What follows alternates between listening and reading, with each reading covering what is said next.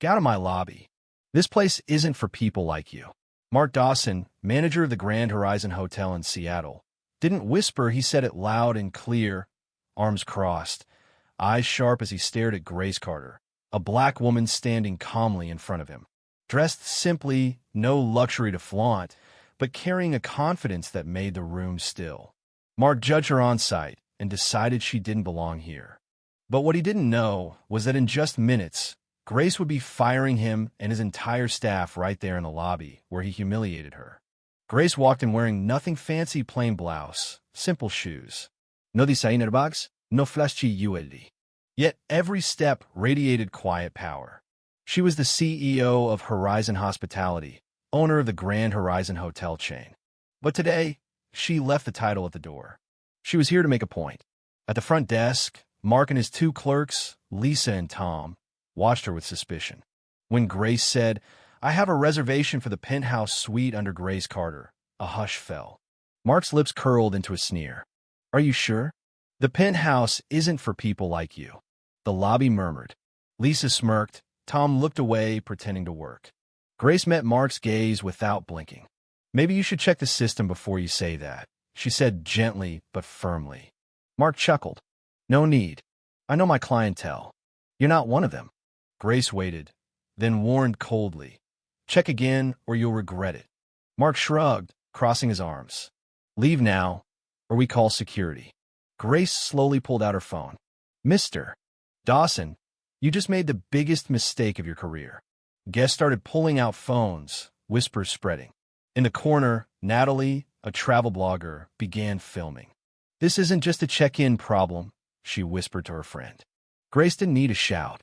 She placed a sleek black card on the desk, her name embossed in silver. Mark stared, disbelief written all over his face.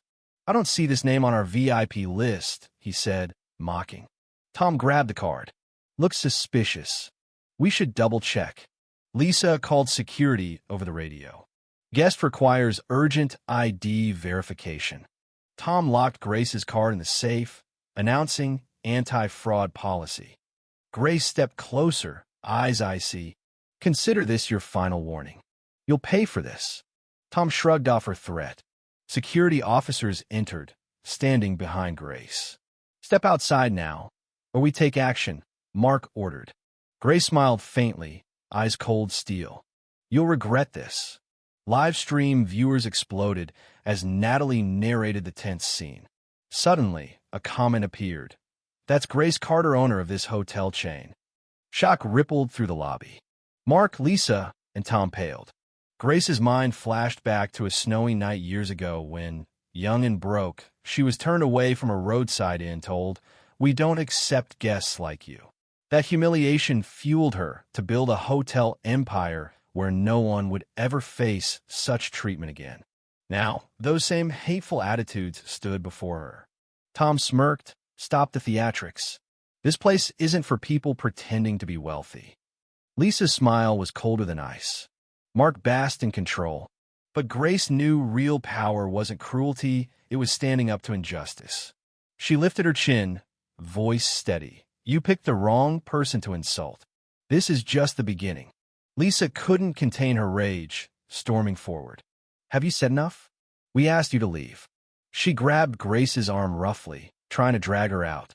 Grace didn't flinch, locking eyes with Lisa. The lobby gasped. Emily, a young receptionist, stood frozen.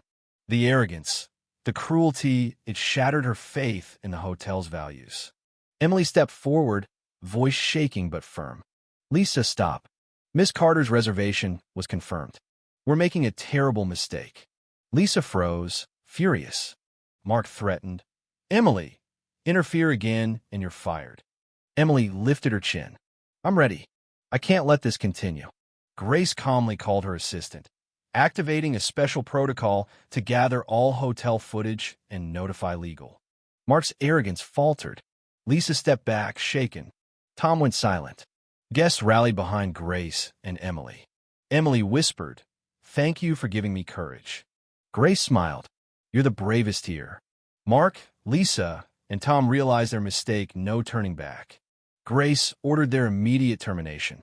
Phones buzzed, their system access revoked. Lisa collapsed, tears streaming. Tom hung his head. They begged for mercy, but Grace's gaze was ice. I won't tolerate staff who scorn hospitality's core values. Mark pleaded one last time, but guests erupted. This isn't a small incident, it's discrimination. The live stream flooded with support for Grace and Emily. Emily's bravery inspired many. Grace declared, "You're fired. Your arrogance cost you everything." A hush fell. Guests watched, admiration glowing. Emily spoke again, revealing Mark's repeated discrimination against women and people of color orders to turn away guests based on appearance and race. Jessica, one of the clerks, broke down, confessing she followed orders out of fear. Guests shared stories years of hidden injustice laid bare. Mark tried to defend his actions. Grace cut him off. No image is worth injustice. Emily tearfully admitted silence was her burden. Grace comforted her. You did the right thing by speaking up. Natalie urged viewers to share the stream. The truth had to be known. Mark, Lisa, and Tom were publicly shamed, defeated. Grace felt the weight of responsibility, no longer just CEO, but a leader for justice. Guests formed a protective barrier around her. A middle-aged couple declared their support, along with dozens more. Security hesitated, loyalty shifting. Mark was powerless, stripped of control. Grace's voice rang clear. Discrimination ends here. Applause thundered. She raised a hand for silence. Mark Dawson, you thought power would shield you. True power lies in standing for what's right. Her voice softened but stayed strong. This hotel will be a place of fairness and respect for every guest. Guests rose, cheering loudly. Grace felt pride like never before. The Grand Horizon was no longer just a hotel, it was a symbol of hope. She turned to Emily. Today, we begin a revolution for respect and equality. The live stream captured a historic moment, justice winning over prejudice.